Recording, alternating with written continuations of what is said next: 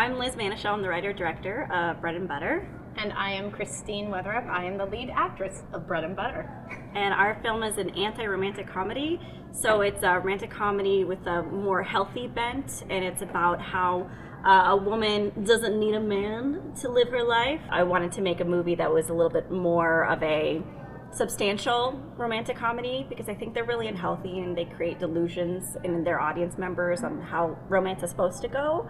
So we wanted to make one with more of a natural bent in the storyline. Yeah, something that felt grounded in like a real woman, not just a perfect, very polished woman who's very cookie cutter, and of course she gets the man.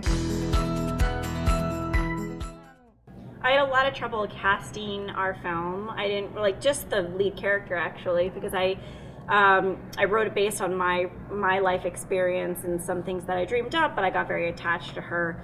And so I wrote this letter to IndieWire about how I couldn't find, I don't, the term that we use is like a real woman. Yeah. A real woman to cast. One of the people who responded was Chrissy. And you because we had never met, but because we were both USC grad students, we were part of the same listserv, so I got an email like, oh, one of our alums wrote this article.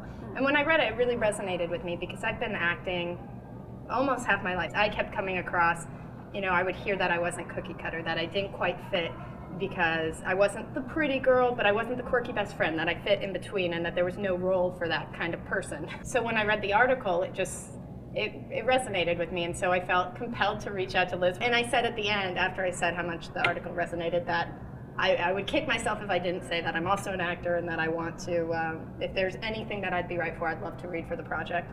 And so then she sort of brought me in. She came to the audition and she blew our socks off, and she did an interpretation of the character that I hadn't even thought of, and there was such a great vulnerability that I hadn't anticipated or had never seen from anyone else who read for the role.